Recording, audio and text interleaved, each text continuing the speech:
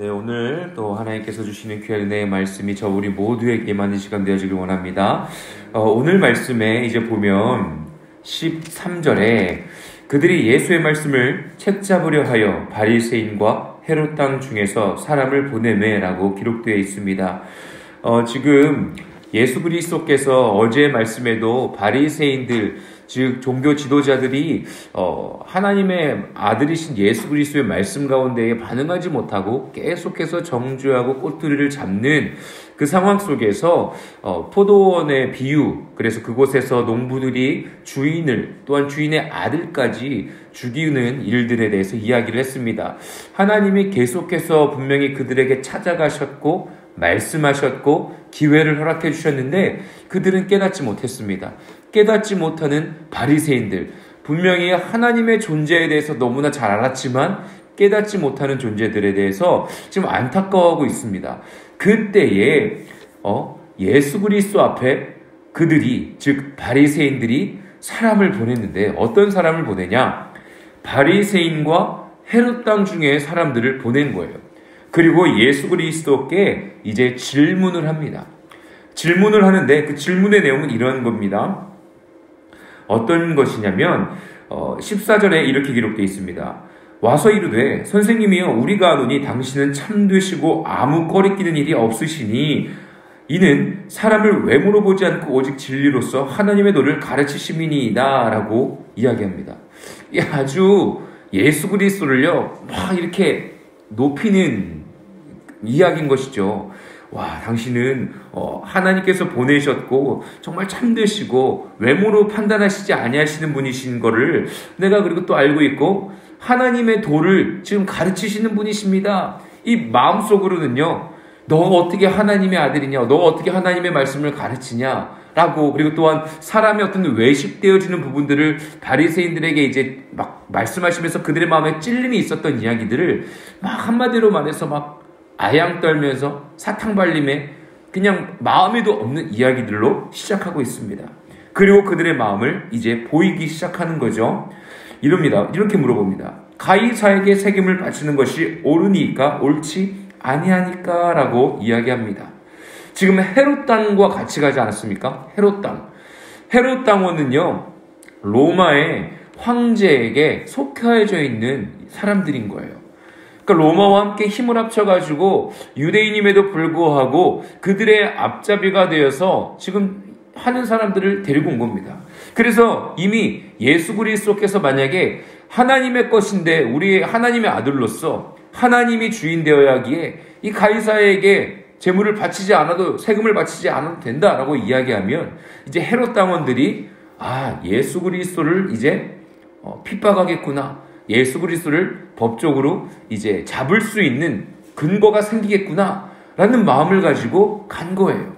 그리고 이제 가이사의 것은 가이사에게 바쳐야 된다라고 만약에 이야기를 한다면 그곳에 있었던 바리새인들이 예수 그리스도는 헤롯 땅을 지지하는 사람이구나 라고 또한 꼬투리를 잡을 수 있는, 즉 A의 답을 정해도 B의 답을 이야기해도 두 사람들에게 두 종류의 사람들에게 공격을 당할 수 있는 정해놓은 답을 가지고 예수님 앞에 나온 것입니다. 제가 바리새인들 이야기할 때마다 이미 그들의 마음에는 정해져 있었던 거예요. 그냥 예수님이라는 존재 자체를 싫어하고 있는 거예요. 거부하고 있는 거예요. 그럴 때 예수님께서는 이렇게 말씀하십니다.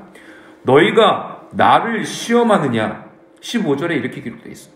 너희가 나를 지금 시험하고 있느냐? 왜 너희들을 그 마음 가운데 외식하고 있는 것, 즉 그들의 마음에 있는 진실된 마음은 그러한 어떤 나를 칭송하고 나를 인정함이 아니면서 왜 그렇게 너희들이 그럴싸하게 이야기하면서 너희의 마음에 있는 이야기들을 나한테 그냥 하지 않느냐라고 말씀하시면서 데나리온 하나를 가져오라고 합니다. 그 당시에 통용되어지는 돈이었죠. 그래서 그들이 가져옵니다. 그리고 그곳에 있는 형상을 보게 합니다. 그리고 그 글이 무엇이라고 써있느냐라고 물어보는 것이죠.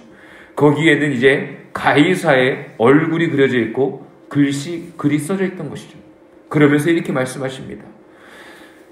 가이사의 것은 가이사에게 주고 하나님의 것은 하나님께 바치라라고 말씀하십니다. 이 이야기가요, 아무것도 아닌 것 같지요. 그런데 그 이야기를 듣고 그곳에 있던 사람들이요, 예수에 대해서 아주 놀랬다라고 말씀하고 있습니다. 그 이유는요, 이 동전 하나를 가져와라. 가져왔습니다. 이 동전에 있는 가이사의 얼굴, 가이사의 것. 그렇다면 너희들의 삶 가운데 살아갈 때, 그래, 법적으로 너희들이 내어야 할 세금이 있다면 가이사에게 주는 게 무엇이 문제이냐?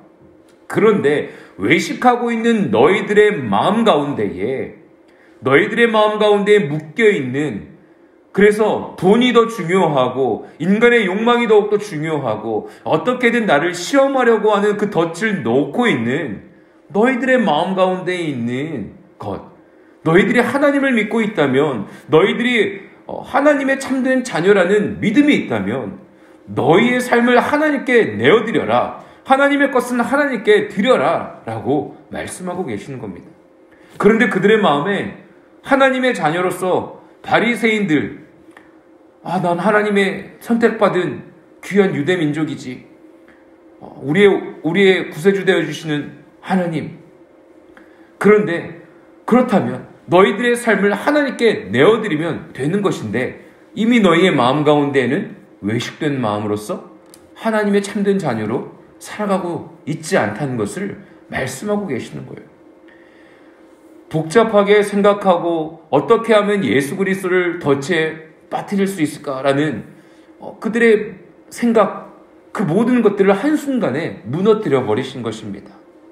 사랑하는 저와 우리 모두의 삶 속에요, 하나님이 주시는 그 마음들, 때로는 예수 그리스도의 십자가의 여정 가운데에 우리가 끊어내야 되고 버려야 하고, 또한 내 생각이 옳다라고 생각되어지는 부분 영역까지도 때로는 내려놓아야 할 때가 있습니다.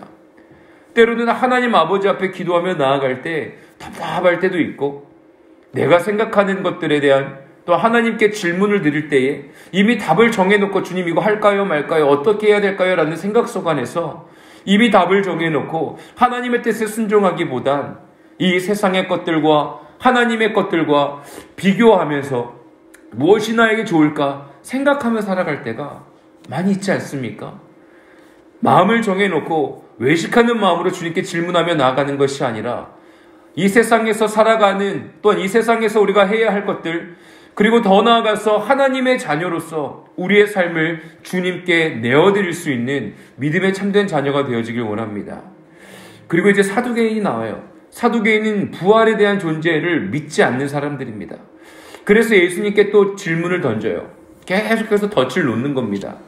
그 유대 당시에는요, 이제 결혼을 하는데 만약에 그 아내가, 결혼했던 남자가 이제 죽음을 당하면 그 남편의 형제들과 계속 결혼을 했습니다. 근데 만약에 둘째 형제가 죽었으면 셋째와 결혼을 하고, 셋째가 만약에 죽었으면 넷째와 결혼하고, 그러다가 일곱 번째 아들과 결혼했는데 일곱 번째 아들까지 만약에 죽게 되면 그들이 부활했을 때, 죽어서 부활했을 때 누구의 아내가 되어야 하느냐라고 질문을 합니다. 부활이 없는 것으로 믿고 있는 그들, 그런데 부활했을 때 누군가의 아내가 되어야 됩니까? 라고 얘기하는 것은요, 그들이 부활에 대한 의미를 오해하고 있었던 것입니다.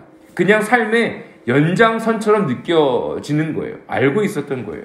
그러니까 죽고 난 다음에 부활했을 때 누구의 아내가 되느냐라는 질문을 하게 되는 것이죠. 그런데 하나님 예수 그리스도께서는 이렇게 말씀하십니다.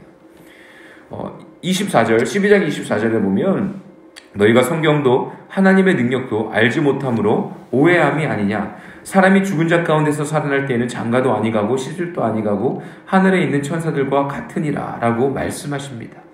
그러니까 너희가 죽고 부활하고 난 다음에는 시집도 가는 것이 아니고 장가를 가는 것도 아니다.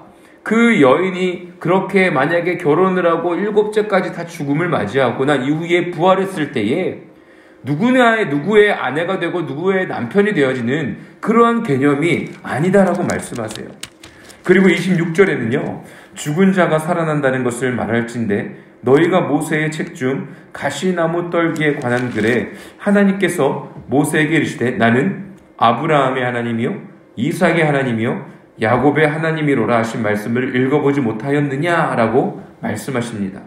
지금 나는 아브라함의 하나님이요 이삭의 하나님이요 야곱의 하나님이다라는 표현이요, 지금 이 조상들이 다 죽은 조상들이지 않습니까? 과거의 조상들이지 않습니까? 그런데도 죽은 조상들에 대해서 말씀하시면서 현재 생존하고 있는 현재법을 사용해서 말씀하고 계시는 거예요.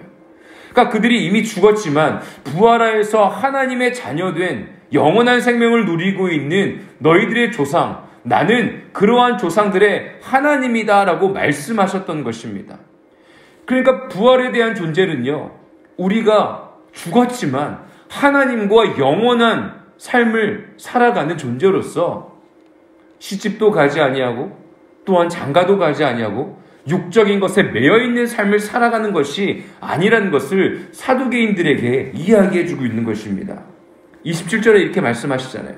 하나님은 죽은 자의 하나님이 아니요 산 자의 하나님이시라. 너희가 크게 오해하였도다 라고 말씀하십니다. 어떻게든 예수 그리스도를 공경에 빠뜨리게 하기 위한 그들의 질문 가운데에 하나님께서는 진리로 말씀하고 계십니다. 그런데 그 진리의 말씀이 우리의 삶 속에 적용되어지기까지는 너무나 어렵지 않습니까? 저와 우리 모두가 그리스도인으로서 살아가기 때문에 부활에 대해서 믿고 또한 이 세상에 살면서 또한 이 세상의 법을 따라야 되고, 하지만 이 세상의 법에 매여 있는 것이 아니라, 당연히 지키지만 매여 있는 것이 아니라 우리의 주인 되어주신 하나님의 영광을 위하여서 우리의 삶을 내어드리는 삶을 사는 것. 우리가 머리로 너무나 잘 알지만 때에 따라서는 바리새인들처럼 살아가곤 있지 않습니까? 때로는 우리의 삶에 부활, 영원하신 생명을 우리에게 허락해 주신 것을 믿으면서도 현실의 삶 가운데서는 죽음에 대해서 두려워하고 죽고 난 이후에 우리들의 현실에 남아있는 사람들을 걱정하기도 하고, 또한 우리의 삶 가운데에 영원하신 하나님께서 나의 삶을 인도하고 계신다라는 믿음이 있지만 또한 때로는 신뢰하지 못해서 두려워하며 살고 있지 않습니까? 이것이 지극히 연약한 인간의 모습이지 않습니까? 오늘 이 시간 가운데에 어찌 보면 어렵게 들리는 예수님의 말씀, 영원하신 생명, 또한 우리의 삶 가운데 하나님의 영광을 위해 살아가라고 말씀하시는 그 말씀 가운데에 저와 우리 모두가 깊게 묵상하고 또한 반응하면서 주님이 우리에게 주신 은혜의 삶을 살아가는 저와 우리 모두가 되어주시길 예수님의 이름으로 축복합니다. 이제 말씀을 좀 마무리하자면요, 분명한 것은 바리새인들 그리고 헤롯 땅 그리고 사두개인은 계속해서 마음에 이미 정해놓았습니다. 답을 정해놓은 거예요. 어떻게 하면 예수님을 죽일 수 있을까? 하나님의 아들이라고 이야기하고 다니는 저 사람을 어떻게 하면 덫을 놔서 덫에 걸리게 할 수 있을까? 저와 우리 모두의 삶 속에 답을 정해놓고 살지 않기를 원합니다. 우리보다 훨씬 높고 깊고 충만하신, 지혜가 충만하신 하나님의 말씀에 순종하며 하나님의 뜻에 맞춰드리는 삶을 살아갈 때에 분명한 것은 영원한 생명, 정말로 우리의 삶 속에 하나님과 동행하며 살 수 있는 영원한 구원의 은혜의 선물을 허락해 주시고, 이 땅 가운데에서 가이사의 것은 가이사에게, 하나님의 것은 하나님께 올려드리는 복되고 충성된 주님의 자녀로 살아갈 수 있는 은혜를 허락해 주실 것입니다. 오늘 하루도 하나님께서 주시는 복된 은혜를 누리며 승리하며 살아가는 저 우리 모든 성도님들 되시기를 예수님의 이름으로 간절히 축복합니다.